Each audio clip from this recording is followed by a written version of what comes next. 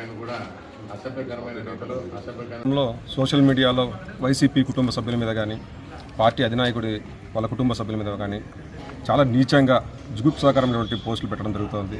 రాజకీయాలకు ఎలాంటి సంబంధం లేని ఎక్కడో విదేశాల్లో ఉన్నత విద్య అభ్యసిస్తున్నటువంటి అమ్మాయిలను సైతం వదలకుండా ఇతను నీచంగా కామెంట్లు చేసిన వారి మీద కఠినంగా చర్యలు తీసుకోవాలని వైసీపీ లీగల్ సెల్ తరఫున మేము డిమాండ్ చేస్తున్నాం.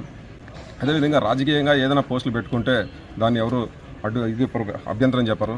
ఈ మధ్యకాలంలో ఈ టీడీపీ నాయకులు కావచ్చు, వేరే వాళ్ళ మీద కావచ్చు, రాజకీయంగా పోస్టులు పెడితేనే వైసీపీ కార్యకర్తలను నాయకులను అక్రమంగా నిర్బంధించి 100 కేసులు పెట్టి వేధిస్తున్నటువంటి ఈ ప్రభుత్వం ఇలా అమ్మాయిల గురించి నీచంగా కామెంట్లు పెట్టే వారి గురించి ఎలాంటి చర్యలు తీసుకుంటారో మేము కూడా వేచి చూస్తాం.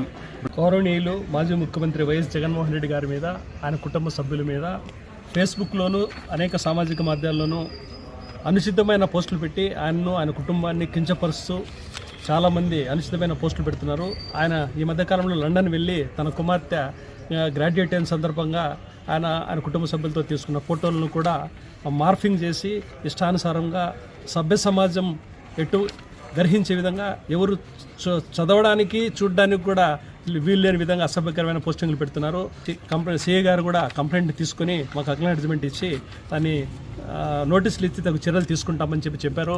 అది ముఖ్యమంత్రి వర్యులు శ్రీ వైఎస్ జగన్మోహన్ రెడ్డి గారి పైన, వారి కుటుంబ సభ్యులపైన www.facebook.com/15ER6UGXKN అన్నటువంటి ఒక ఫేస్బుక్ కామ్ ద్వారా జగన్మోహన్ రెడ్డి గారిని, వారి కుటుంబ సభ్యులని నానా విధాలుగా చెడ్డగా వారి యొక్క మనోభావాలను దెబ్బతినేటట్టుగా ఫేస్బుక్లో పెట్టడం జరిగింది.